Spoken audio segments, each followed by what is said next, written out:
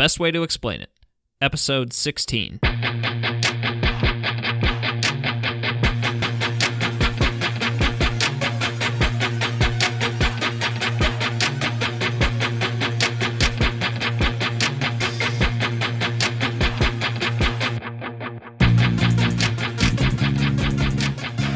Welcome back, podcast listeners, to another episode of The Best Way to Explain It, the podcast that's almost as cool as those bows attached to the tops of the cars in those Christmas car commercials. Those things are awesome, and I want 7 of them. There's only one reason I would ever want a car for Christmas, and it's so that I could get one of those giant bows on top. I know, right? I have this dream of, that's when I, eventually start dating somebody, I'm going to, just to be really lazy, put one of those giant bows on my head and just give myself for Christmas because I'm really cheap. That is perfect. Yeah. So, hey, ladies. I think you just lost any chances of getting with a listener, so. Well, dang it. Well, what's the point of doing this show anymore? Yeah, secretly this has just been to try and get a girl for you, huh?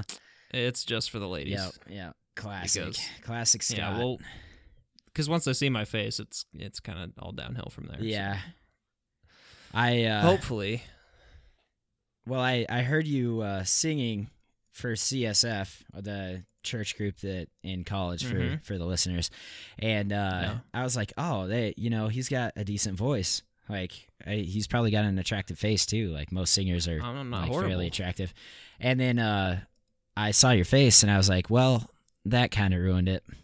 Yeah, you're like, oh, that came from that. Oh, well. Yeah.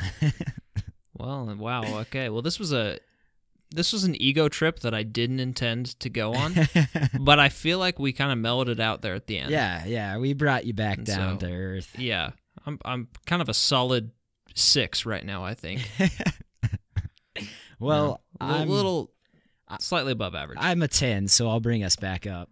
That's fair. So we average around an 8 there. Yeah, so there we go. That's all good. That's okay. And wow, that was that was something. Anyways, welcome back, everybody.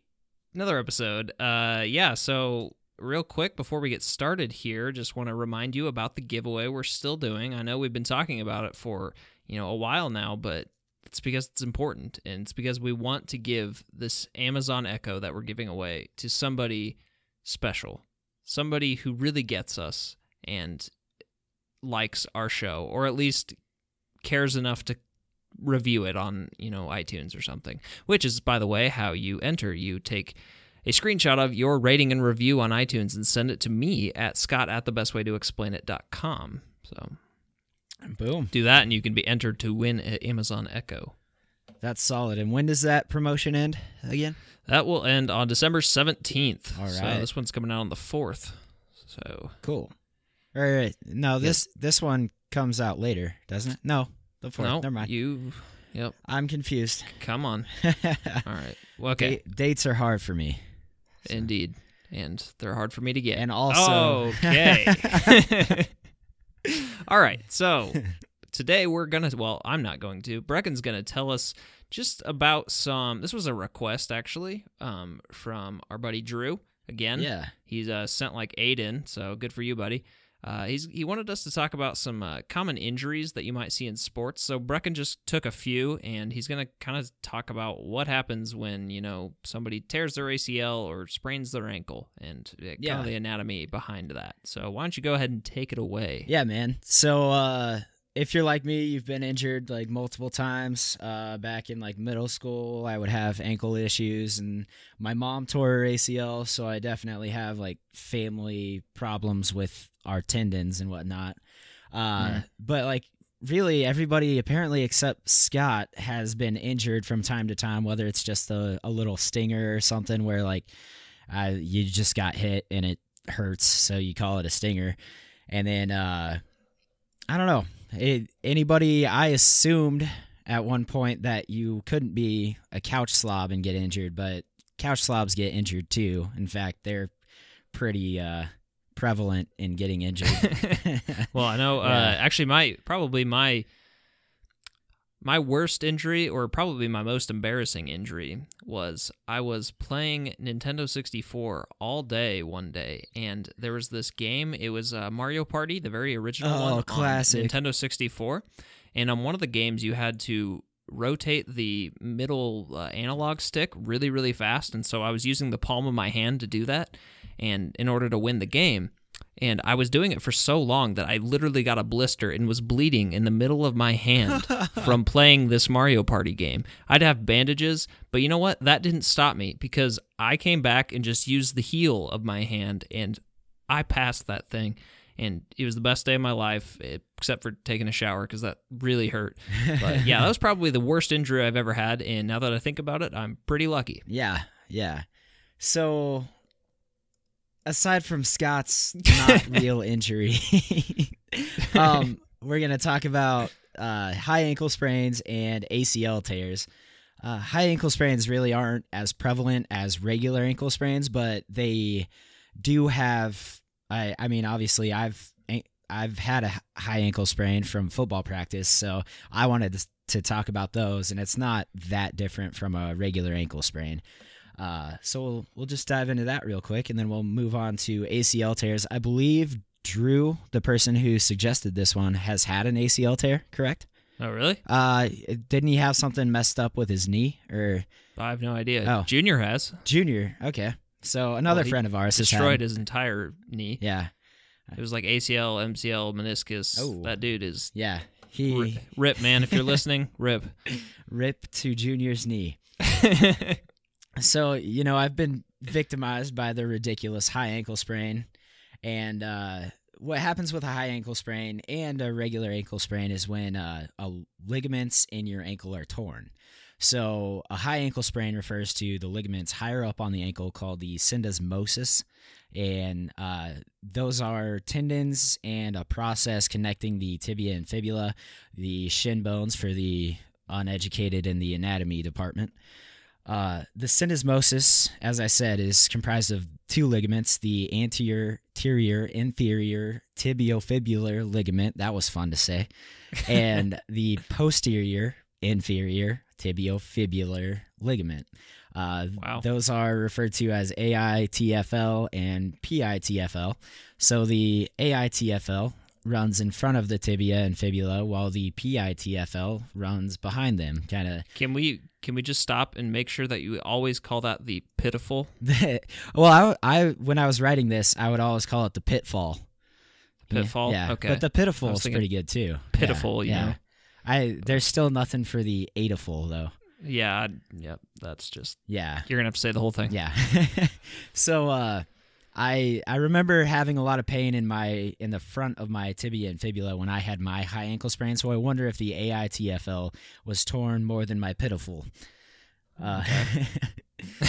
And along with these two ligaments, as I said, there's a process or a membrane. It's called the interosseous membrane, and it runs down the middle of these two ligaments to provide a lot of support to the ankle joint. These high ankle sprains occur due to rotational / twisting injury to the ankle, usually when the ankle twists outwards. So if you see a basketball player and his ankle rolls out, that's typically when a high ankle sprain occurs for them, or a football player and he tries to stop and his ankle rolls out. That's when that'll happen to him. So yeah. So a lot of times when football receivers will run slants, they'll get their legs taken out from under them, and sometimes they'll get their you'll hit right in the side of the shin. So that's probably why that tends to be a high ankle sprain. Yeah.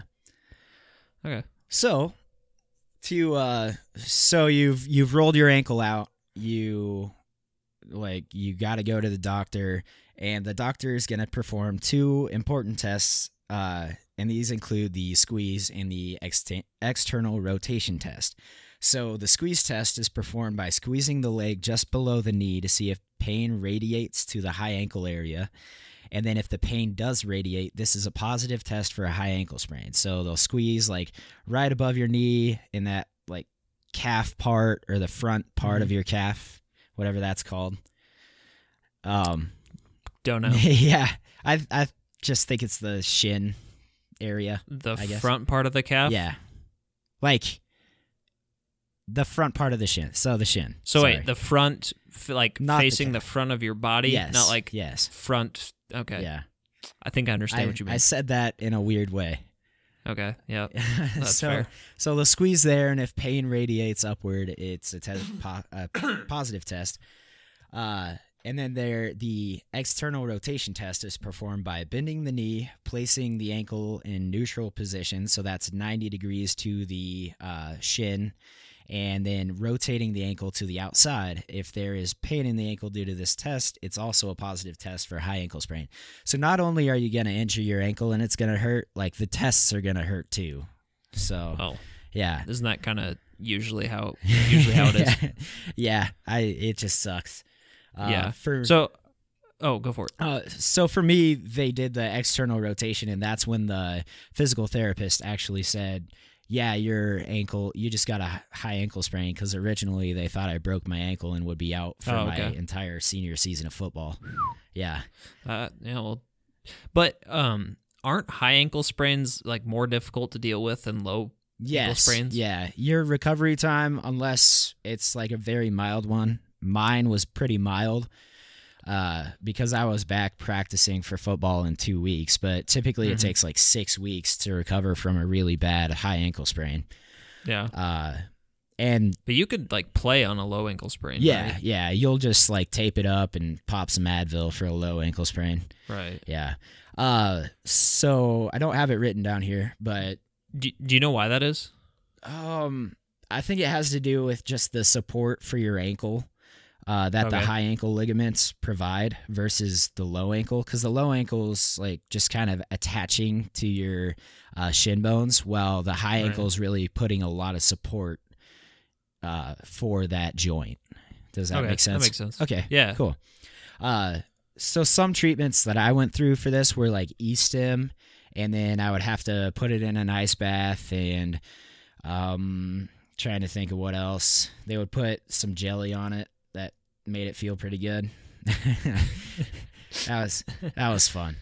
But yeah, because I gotta take a nap for like 45 minutes after class every day before football. Nice. Yeah. Nice. So we'll move on to ACL tears. Do you have any other questions before we move on to those, though? Yeah. So was that like gel? Was that like a icy hot thing, or was that like the stuff they do before like an ultrasound, or do you know what? It was the stuff they do before an ultrasound, I'm pretty sure. It was to help with the e-stim, so they would attach 2 pads that ran across those ligaments, and then they would shoot electricity through them that would flow through that area to generate like healing cells and stuff within there. Okay. Yeah. That's okay. Because I had the ultrasound done on my shoulder when I was having some pain in that. Okay. And so I was wondering if that was the same thing you were talking about. Yeah. Yep. All right. ACL tears. So ACL tears, they are one of the most devastating injuries to fantasy football teams everywhere. It's the real important reason why we're talking to them. But again, this was a suggestion by Drew, and I swear he has an ACL tear, or he tore his ACL, but maybe I'm making stuff up. I was not told that. Okay. So. Well, cool. I know he's injured his knee at some point. That's why you were the worst best man at his wedding. Oh, well, yeah. Well, I wasn't his best man. Well, yeah, you were his groomsman, but yeah. That's besides actually, you know what it was? I think he actually took an arrow to the knee. Hey. Oh, no. And, all right, we've devolved to Skyrim references. And we've gone back, 8 years into video games. But they just keep releasing it, so it's still hip to culture. Hey, the VR one's coming out. So, so an ACL tear, unlike an arrow to the knee, is the tearing of the anterior cruciate ligament within the knee. So ACL, anterior cruciate ligament. The knee joint is made up of 3 bones: the thigh bone, the shin bone. So the thigh bone's the femur, the shin bone is the tibia, and then the kneecap, the patella, and then 4 ligaments broken down into 2 categories: the collateral ligaments and the cruciate ligaments. So Collateral ligaments include the medial collateral ligament and the lateral collateral ligament, which is also fun to say. Both of these are popular subjects on their own as far as like tears in the MCL. Not so much the LCL. You don't hear that as often as the MCL or the ACL. Yeah. But wasn't there a PCL as well? Yep. There's a PCL somewhere. Would that be posterior? Somewhere, yeah. Something. Yeah, that's in the cruciate ligaments. Yeah. Okay. So those aren't injured as much as the ACL. These control the sideways movement of the knee, and they brace against unusual movement. So if you were to like roll your knee out, I don't know, while you're sitting here, that would be controlled by one of those ligaments. Does that make sense? Yeah, I think so. And then cruciate ligaments include the anterior cruciate ligament and the posterior cruciate ligament. These ligaments cross each other in an X and run front to back of the knee. So these inhibit forward and backward motion of the knee, and they also control the forward and backward motion of the knee. They specifically try to prevent the tibia from sliding out either backwards or forwards of the knee. Specifically, the ACL tries to prevent the tibia from sliding out in front of the femur, as well as providing rotational stability to the knee. Okay. Cool. All right. So now we're going to get into like how we classify ACL tears. You've got 3 grades of ACL tears. They're numbered accordingly, 1, 2, and 3, 1 being the least to worry about, and then 3 being a full ACL tear requiring surgery. A grade 1 ACL sprain means it is mildly damaged or has been slightly overstretched but still keeps the knee joint stable. This will be, if anything, like mild physical therapy to treat it. Okay. Grade 2 refers to a stretch of the ligament to where it becomes loose and can also be classified as a slight tear of the ligament. So you're getting into a little bit more serious physical therapy, maybe surgery, but not quite as bad as the final grade 3 ACL sprain. It's also referred to as a complete tear of the ACL, and these are the most common form of ACL sprain. You know, if you're going to stop immediately and then tear your ACL, you're not just going to tear it a little bit. It's going to go all the way, typically. Okay. And these completely unstabilize the knee joint. Okay. Because like I see the graphics, like sometimes they'll do like a graphic on Sunday Night Football or something showing what happens, and I just think like it would feel so weird having a torn ACL because I feel like your knee, like you'd feel like it was about to fall out of place or something. Yeah, like all the time. Like slip away in front of you. Yeah, and that would be bad. That would not be good. That would be suboptimal. Yeah. So grade 3 sprains are far more common than partial tears, as I said, and they're caused by a number of different motions. These motions include changing direction rapidly, so whenever I hit the juke stick on Madden and make defenders look like fools, stopping suddenly, and then slowing down while running, landing from a jump incorrectly, or direct contact from a collision such as a tackle from football. Typically, I see this happening with the changing direction rapidly and stopping suddenly. Sometimes a direct collision, but not as much. Right. Where would you say you see him? Is that well? Because I hear a lot of, a lot of times the direct contact ones kind of just destroy the knee in general, so that'll obviously take the ACL. But you'll hear a lot of torn ACLs as non-contact injuries. Yeah. So I'm thinking Deshaun Watson had a non-contact injury. Teddy Bridgewater like destroyed his knee in a non-contact injury in a training camp last year. Jordy Nelson tore his ACL. Just he like walked off on his own power. He looked fine in a preseason game, but he ended up being out for the season.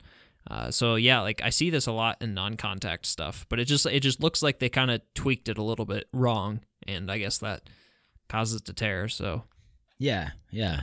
That's where I see it most. I'm actually really intrigued by the whole slowing down while running, because that might actually give you the most like unstable knee joint, because you're trying to slow your leg down midair, and then you're hitting the ground hard, and your knees, moving forward. But well, the key to preventing that is just never running very fast. Yeah. So I kind of have that down. That was my entire reasoning behind being a lineman/thrower. There you go. That's my entire reasoning for not doing any sports. There you go. After football. There you go. So as I was researching, I actually found a really interesting tidbit of information, and that's that female athletes tend to have a higher incidence of ACL injury compared to male athletes. This is attributed to hormonal and neuromuscular differences, as well as the effects of estrogen on ligaments. You're fixing hormonal? Also, it can be due to differences in the pelvis and lower extremity alignment. So, like, girls have the good old birthing hips, which can cause that to injure them. Indeed. Yeah. So, to move back into what an ACL tear is like, your symptoms are going to be pain with swelling for the first 24 hours. What's really interesting is, like, you don't really need an ACL. You just need it for, like, sports, so you can stop. You know? Right. Like, I mean, I know of people that have torn their ACLs, but since they don't, do any, like, exercise, well, not, I shouldn't say exercise, but they, like, don't do any, like, cutting. They've just not had a, repaired ACL for pretty much their entire lives. Yeah, that's super because interesting. There's just no need to do it. Yeah. So you'll also lose a full range of motion of the knee. You'll have tenderness along the joint line and discomfort while walking on a fresh tear. Returning early from an ACL tear could cause issues within the knee joint and further injure the joint. So stay away from sports if you do injure it. If you're, like, looking this up and you're like, oh, hey, this is about what I just injured my knee about. Stay away from doing anything. Talk to your doctors. As much as you may think you're smarter than them, probably not a good idea. My friend I was telling you about earlier, he plays basketball. He played basketball for, like, months on it and just kept on doing it. Wow. Yeah, I felt kind of bad when I was, like, dunking on him and all that. But not, like, literally dunking on him, just metaphorically dunking on his basketball career. Yeah. So. Yeah. Well, really what you did was you set up, like, an 8-foot hoop and then you could dunk on him. Yeah. Barely, but I did. So, tennis ball. Yeah. Moving forward, doctors will examine your knee by comparing all range of motion and joint properties of both of your knees. So say you injured your right knee and you're having a lot of pain in there. To figure out what is really torn, an ACL tear is best determined by these physical practices of bending your knee, seeing how far you can bend it versus a healthy knee. So probably your left knee, unless you injured both at the same time, which is not as common as just one knee. Right. Typically, a physical examination is good enough to diagnose an ACL tear, or they'll diagnose you with a knee injury, and then they'll go in to check out with an X-ray and an MRI. So an X-ray is going to check whether or not the bone's broken, because you can't see the tendons with a X-ray, but then they'll put you in an MRI, and that will help determine whether or not the ACL is torn, or another ligament like the MCL or maybe the PCL, although that's not as common. So once they've diagnosed you, treatment includes bracing, physical therapy, and possibly, and from what I've heard, usually surgery. When my mom tore her knee, she was skiing in Colorado, and she had to have surgery in Colorado, I believe, or maybe she just, like, waited it out. Yeah, that kind of sucked because that was right at the beginning of our trip. But gotcha. What they did after she had her surgery was they gave her a knee brace, and you'll see these on, like, O-linemen's knees in football. A lot of them have those big old metal knee braces around both knees, and that's to help alleviate and transfer force from the femur down to the tibia to alleviate the forces in the ligaments in the knee. So you can, but it's hard to strengthen your ligaments, and O-linemen are just so big and bulky and push so much power through those that they are recommended to have knee braces at all time. Yeah. Plus, most of them have knee injuries anyway. Well, yeah, it's just you're always having people falling on them, and it just takes a lot of abuse. Yeah. So physical therapy includes a bunch of treatments. They'll do e-stim. They'll do a bunch of other stuff, or you can just man up, and you don't need an ACL anyway. So, yeah. Well, there was a basketball player. I believe it. Oh, who was it? Glenn Big Baby Davis, I think, doesn't have ACLs, and he played for years without him. Yeah. And because he tore him so much, that I guess they just were like, you know what, dude, just put on man. Put on a knee brace or whatever, and get after it. Yeah. Yeah. Well, he could never play that many minutes, but he had a decent career. He had a nickname, which makes me think he was pretty popular. Yeah. Well, he was kind of like a bigger dude. And cool. I don't remember why he was called Big Baby, but he was. Yeah. So surgery is the most common treatment. Just because it'll mess with you if you don't get surgery and remove some damaged stuff, or because hospitals want extra money or something. So what they'll do is they'll perform it with an arthroscope, so it'll help them see within the knee without cutting open and ripping apart your knee, and small incisions. So they'll insert the arthroscope, which it's like a little mini camera that goes into the joint, and then they'll focus on rebuilding the ACL with a technique called grafting. So what they do, they use a ligament graft, typically from the patella tendon, and then they'll attach the two torn pieces of the ACL to the patella tendon or whatever. You can get a tendon from a cadaver, so you can have a zombie knee if you want, and then they'll build the two together so that it helps repair it, and then they'll just leave that in there to help stabilize the whole knee joint. Recovery from surgery and reconstruction could take 6 months before an athlete can return to their sport of choice, which really sucks, and I've seen a lot of guys go through it, and like I said, you don't need an ACL, so just man up.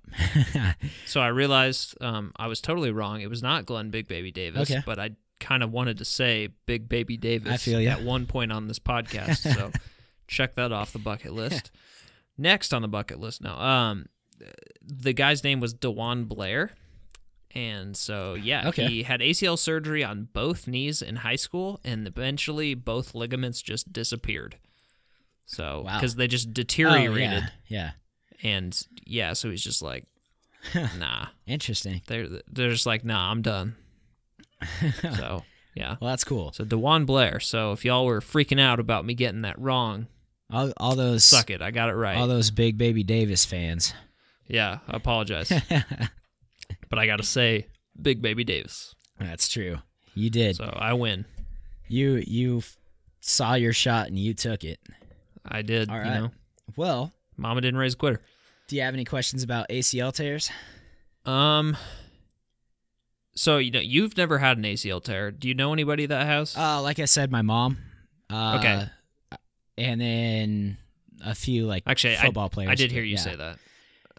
Not to act like I wasn't paying attention, but I did hear you say that. Yeah, she's the closest one to me that has had one. I've had numerous friends and co-players, whatever you call them, football brothers, teammates.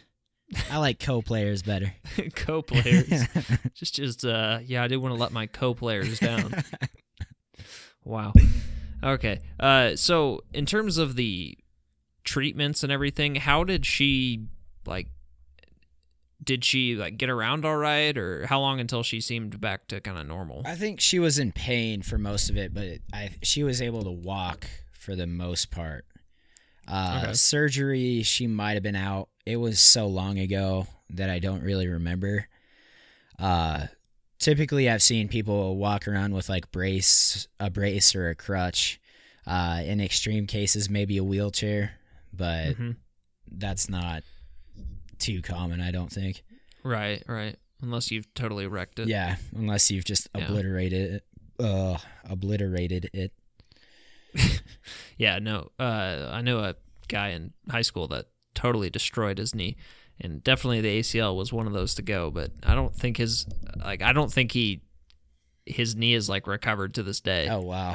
So, well, because he had like nerve damage like down like by the ankle, so he's got like drop foot and all that stuff. Yeah. I think that's what drop foot is. You can't raise your can't raise your foot. Oh wow. Is that what that is? I've never heard that know? term, so I'll have to check it out. I can check it out for another series of injuries to talk about. This was our first. When we received the suggestion, we received a bunch of suggestions, and I thought it might be confusing to run through a bunch of anatomical stuff with, ligaments and everything, and then expect everyone to glean information out of 4 different injuries in one episode. So sure, it's going to be a little short, but it'll give us opportunities to really explain maybe an injury that one of you listeners has had. So if you've had one of those injuries that we didn't talk about, you can hit us up at thebestwaytoexplainit.com/suggestions. And we will describe it in gruesome detail. Yes. So enjoy that. And yes, it was drop foot. Okay. So that's I'm like 2 for 3 in this episode. Wow. Feeling pretty good. Look at you. Yeah. So don't forget, got the giveaway still going on. All the information will be in the show notes as well as at the beginning of this episode. And yeah, you're not gonna want to miss the next episode we got coming out. It's gonna be a little bit on the controversial side, so you're not gonna want to miss that. So if that doesn't intrigue you, you're just you're just wrong. So yeah, just be tuned. Be ready. You'll see the title and know why I said that. Yeah. So, yeah. So, do you have anything else you want to say? Nah. Super excited for next Alrighty. episode, though. I am too. Peace out, nerds. Get learning.